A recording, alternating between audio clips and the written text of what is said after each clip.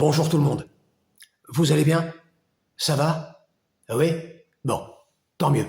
Alors, je voulais vous parler hier, mais j'ai cru préférable de m'abstenir puisqu'il s'agissait d'un jour de deuil national, le 14 juillet.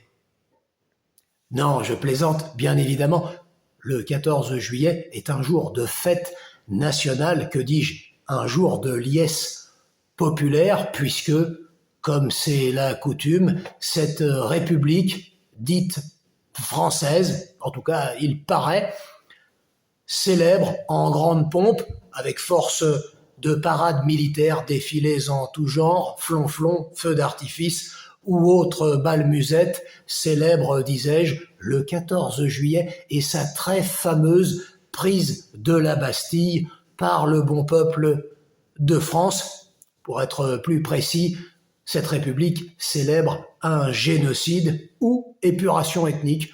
Les deux terminologies sont tout à fait acceptables et vous avez le loisir de choisir celle qui flatte le mieux votre oreille, génocide, épuration ethnique ayant eu lieu sur notre territoire durant le très sinistre et très sanglant épisode de la révolution satanique dite française qui s'est déroulée entre 1789 et 1799, grosso modo une dizaine d'années de joyeuses et folles empoignades et autres festivités toutes plus réjouissantes, douces, colorées et sucrées les unes que les autres et qui ont eu comme point d'orgue la mort de la France, mais en contrepartie la naissance, certes dans la douleur et surtout dans des torrents de sang, celui des Français, la naissance de notre très chère, notre bien-aimée, notre bienveillante République à laquelle, force est de le reconnaître, nous devons absolument tout. Si, nous lui devons absolument tout, à commencer par la liberté.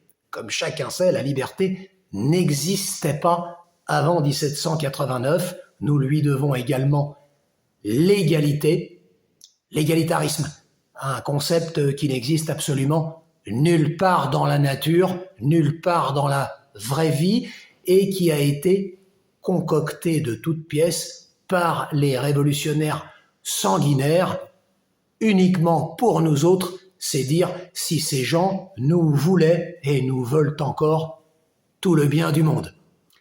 Et pour compléter le triptyque, la fraternité, une notion bien connue dans certaines sociétés secrètes, qui ne sont plus si secrètes, mais encore un peu secrètes pour la plupart des gens quant à leur véritable but, quant à leur véritable objectif. Ne riez pas. Liberté, égalité, fraternité, c'est noté noir sur blanc dans la très artificielle Déclaration des droits de l'homme et du citoyen. Vous vous souvenez?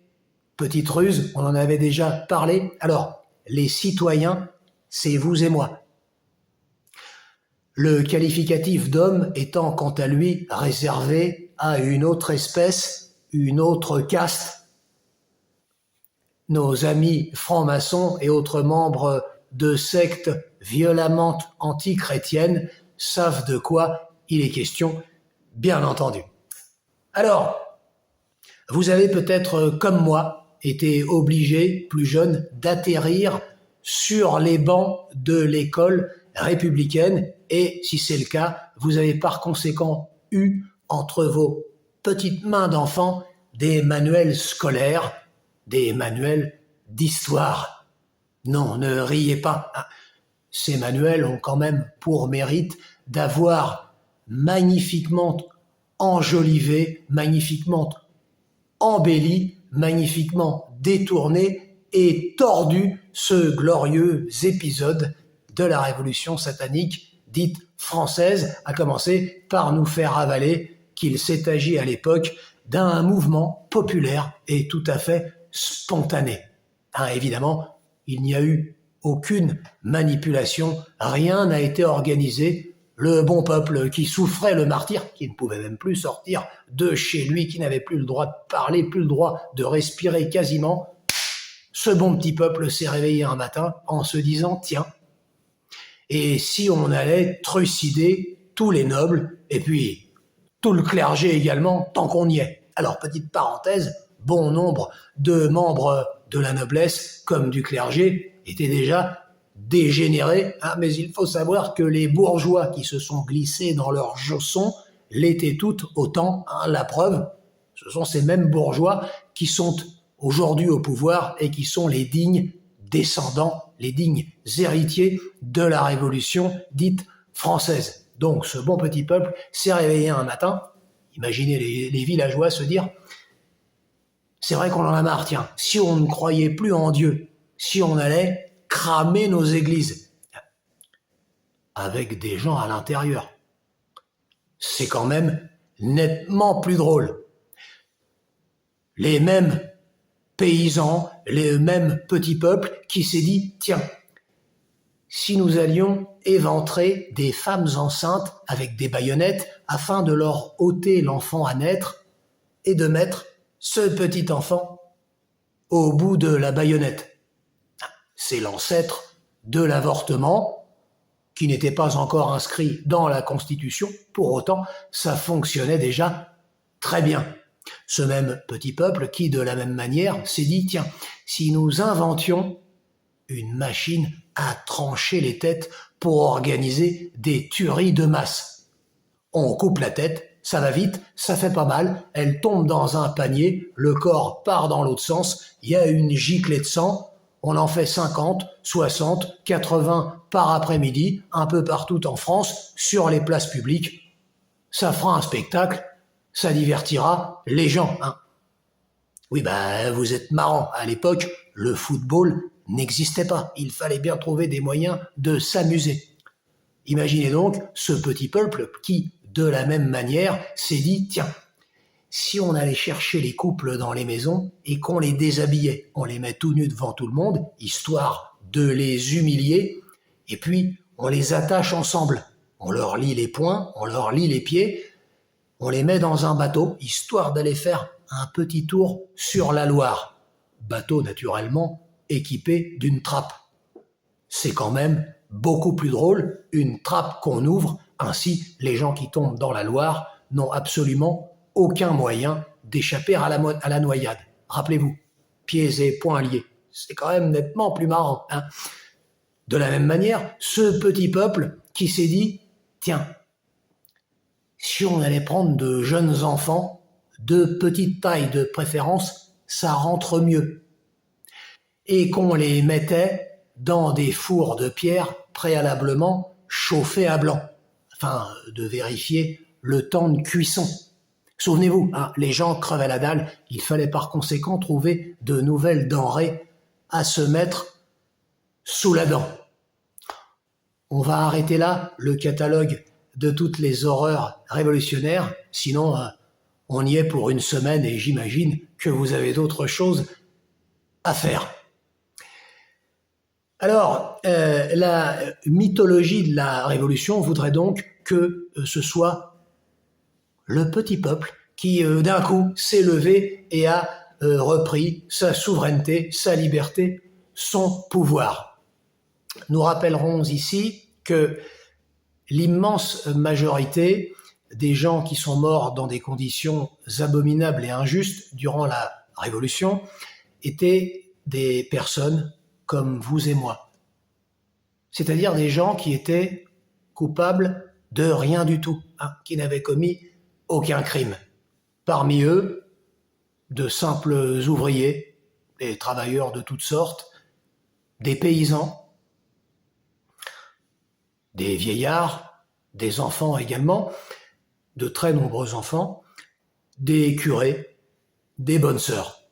Je pense notamment à cet épisode des 16 sœurs carmélites de Compiègne, qui étaient âgées, si ma mémoire est exacte, de 16 à 42 ans, pour la plus vieille d'entre elles, je crois. 16 sœurs qui ont été arbitrairement arrêtées, enfermées et qui ont fini par être décapitées sur la place publique. Leur crime, elles étaient catholiques et elles ont refusé d'abjurer leur foi. Elles ont refusé qu'on leur impose la déesse raison, très chère à Robespierre et ses petits copains, ou encore le grand architecte de l'univers. Voilà quel était leur crime. Elles ont donc fini décapitées en place publique, et la littérature de l'époque, les contemporains, les témoins, racontent qu'elles sont montées sur l'échafaud en chantant des cantiques devant une foule silencieuse, vraisemblablement très admirative de leur courage, une foule silencieuse, médusée, terrifiée, une foule qui n'a pas levé le petit doigt pour les secourir. Alors il ne s'agit pas évidemment de jeter la pierre à tous ces malheureux quand on sait que durant ces épisodes de terreur, le moindre regard exprimant de la compassion, la moindre parole bienveillante faisait de vous un suspect. Car oui, à l'époque, vous pouviez être suspecté d'être suspect, d'avoir des idées allant à l'encontre de la Révolution. Et donc, on vous prenait par l'oreille, on vous mettait dans une charrette et vous alliez ensuite vous faire décapiter sur la place publique. Voilà pourquoi les gens étaient terrifiés, voilà pourquoi on appelle ça un régime de terreur. Alors, tout ça pour dire que cette mythologie, certains auteurs se sont attelés à la contredire en remettant l'église au centre du village, si l'on peut dire, et tout simplement en amenant les faits. C'est pourquoi je me disais que ce serait peut-être, si vous le voulez bien, une bonne idée de vous lire de temps à autre certains passages de certains auteurs que j'ai lus et qui nous parlent de la Révolution. Voilà, c'est une idée comme ça qui me vient. Pourquoi ? Parce que je pense que c'est un abcès qu'il est bon de crever. Définitivement. Tous les gens ne savent pas qu'en réalité, cette révolution satanique dite française a conduit non seulement à toutes les abominations à cette époque, mais à déstabiliser l'Europe, puis le monde. Je vous rappelle quand même que depuis, nous avons eu le droit à 2 guerres mondiales, la 3e, pour l'instant, point de suspension, et que tous les régimes totalitaires du XXe siècle, que ce soit le socialisme national allemand ou encore tous les régimes communistes, n'ont strictement rien inventé en matière de totalitarisme et en matière de meurtre de masse froidement prémédité, de manière clinique, voire scientifique. Tout part de la Révolution. Il faut avoir quand même à un moment donné l'honnêteté de le reconnaître. Donc je me disais que peut-être ça serait une bonne idée de lire de temps en temps certains auteurs, je pense au hasard à Xavier Martin, à Alain Pascal et à bien d'autres encore. Si ça vous intéresse, pourquoi pas. Je ne vais pas vous les lire maintenant, sinon ça va être trop long, je ne veux pas abuser de votre temps, et j'imagine que vous êtes comme moi, vous préparez les Jeux Olympiques. Si, je prépare les JO. Plus précisément, je prépare une chanson. Attendez, j'ai appris que Kakamura allait peut-être chanter, ou Céline Dion, ou que sais-je. Pourquoi je ne tenterai pas ma chance ? Moi aussi, je veux être de la fête. Voyez ? D'ailleurs, vous avez vu il y a 2 jours la ministre, comment s'appelle-t-elle, la Wawa Castera ? Mais si, celle qui monte toujours toutes ces fausses dents là. Elle a plus de dents que de neurones. C'est quand même assez rare pour être souligné. Bon, il faut dire que dans son cas, c'est pas tellement difficile puisqu'elle n'a pas de neurones du tout. J'imagine qu'elle a été préalablement amputée du cerveau, à moins qu'elle apprécie particulièrement le fait de s'humilier et de s'avilir. Certaines personnes aiment particulièrement cet exercice et force est de constater que si c'est le cas, elle le réussit parfaitement. Vous l'avez vu ? Je ne sais pas si vous avez vu la vidéo là il y a 2 jours. elle s'est balancée dans la Seine, elle s'est fait filmer dans une combinaison d'homme-grenouille absolument ridicule, donc elle s'est jetée dans cette déchetterie qu'est la Seine, dégueulasse, et puis ensuite on l'a interrogée. Alors elle était là. Ça fait longtemps qu'on a travaillé sur ce projet, c'était très émouvant. Émouvant. Voilà aujourd'hui ce que cette bourgeoisie, descendante des révolutionnaires qui ont pris le pouvoir il y a 235 ans, voilà ce qu'est cette bourgeoisie. Elle s'extasie de sa propre stupidité et elle se vautre dans la décharge publique qu'est la Seine et elle est contente. C'est un exemple parmi 10 bottins d'exemples comme cela, je ne vous apprends rien. Imaginez quand même à quel niveau, ou plutôt à quelle profondeur nous sommes. Il n'y a pas de fond. Ou si on regarde là-haut, les cimes, on les voit plus, tellement c'est élevé en matière d'abrutissement. Donc elle est contente, elle s'est balancée dans la Seine. Je vous rappelle quand même que ça aurait coûté 1,4 milliard d'euros. Évidemment, la Seine est toujours aussi dégueulasse. Encore une belle histoire de détournement de fonds. Certains s'en sont probablement mis plein les fouilles, un peu comme tout ce qui est aspiré, je m'en étouffe, par notre chère République qui, depuis le départ, de toute façon, a été vendue à la finance, et notamment à la finance apatride. Ça continue, c'est une hémorragie qui semble ne pas avoir de fin. Ce qui m'épate encore plus, c'est que des gens continuent d'obéir, de s'avilir à des gens, à des ministres comme Wawa Castera. C'est-à-dire tous ces gens qui vont acheter leur passe sanitaire pour aller voir les épreuves des Jeux Olympiques. Ça, pour moi, ça reste un véritable mystère. Je n'arriverai jamais à comprendre. Voilà ce que je voulais vous dire. Donc, pensez-y, si ça vous intéresse. Quelques lectures pour remettre au carré cette histoire de la révolution satanique dite française que nous subissons encore de plein fouet, puisqu'elle n'est pas terminée. Rassurez-vous, on est en phase terminale. Enfin, rassurez-vous, je ne sais pas s'il faut être rassuré. Et je rappellerai encore que, comme nous l'avions déjà dit dans une capsule lors de l'intronisation du petit Gabi, le porte-clés du gouvernement comme Premier ministre, il y a quelques mois de cela, rappelez-vous qu'en début de cette année, l'employé de banque valet des Rothschild qui sert de président à cette république soi-disant française avait appelé ses ministres à non pas être des ministres, mais à être des révolutionnaires et plus encore des soldats de l'an 2. L'an 2, 1793-1794, régime de la terreur et toutes les exactions que nous avons effleurées simplement dans cette capsule. Ça n'a choqué personne.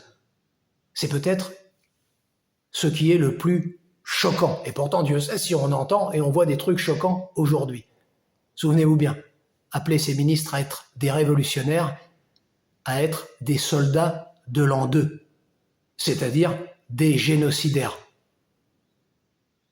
C'est pourquoi je crois qu'il est important d'avoir quelques lectures et de vous partager quelques passages de certains ouvrages. Je vous laisse, je retourne tenter de scribouiller ma chanson, je reviens très, très vite avec un poème. Je ne vous en donne pas le thème, vous le découvrirez en temps et en heure. Je vous dis à bientôt et je vous souhaite une très belle journée. N'oubliez pas, le devoir de mémoire, c'est très important.